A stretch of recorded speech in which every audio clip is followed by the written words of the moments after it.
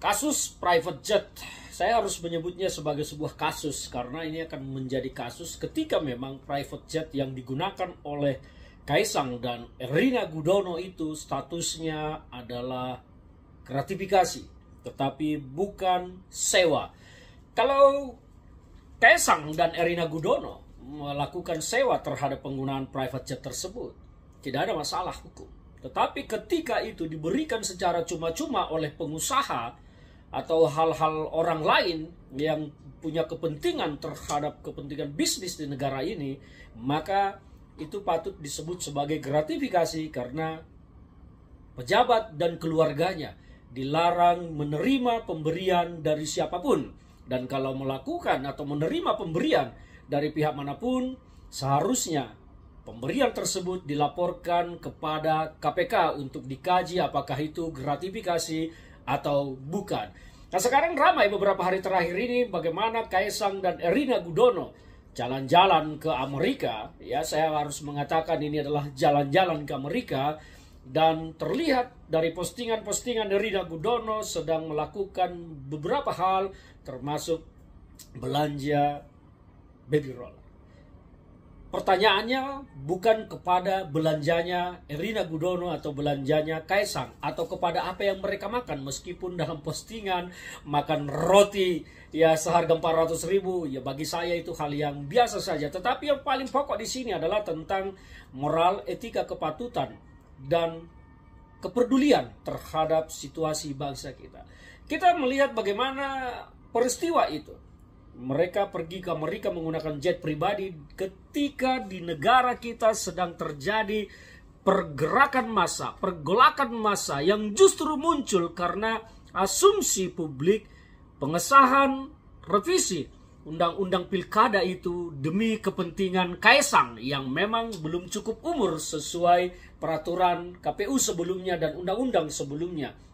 Sehingga Kaesang dibatasi untuk tidak boleh maju pilkada baik sebagai calon gubernur atau cawagup. Tetapi kemudian lahir sebuah putusan dari MA yang membolehkan umur 30 tahun pada saat pelantikan. Dan ini berbeda dengan undang-undang yang mengatur bahwa cagup cawagup berusia minimal 30 tahun. Jadi kalau diterjemahkan cagup cawagup, bunyinya cagup cawagup bukan gubernur atau wakil gubernur, tetapi calon gubernur maupun calon wakil gubernur. Artinya itu pada saat pendaftaran, bukan pada saat dilantik. Nah, inilah kegamangan hukum terjadi karena tampaknya Mahkamah Agung pun sedang bermain mencoba memenuhi ekspektasi politik Jokowi dan keluarganya. Dan kalau kita bicara tatanan kenegaraan tentang pemilu pilkada, itu seluruhnya ranah hukumnya adalah Mahkamah Konstitusi, bukan Mahkamah Agung. Itu adalah kesalahan pertama. Nah, sekarang proses terus berjalan, kita mendengar bahwa DPR akhirnya menyepakati untuk menggunakan putusan MK 60 sebagai landasan PKPU penyelenggaraan pilkada tahun ini. Kita kembali kepada persoalan private jet Kaesang.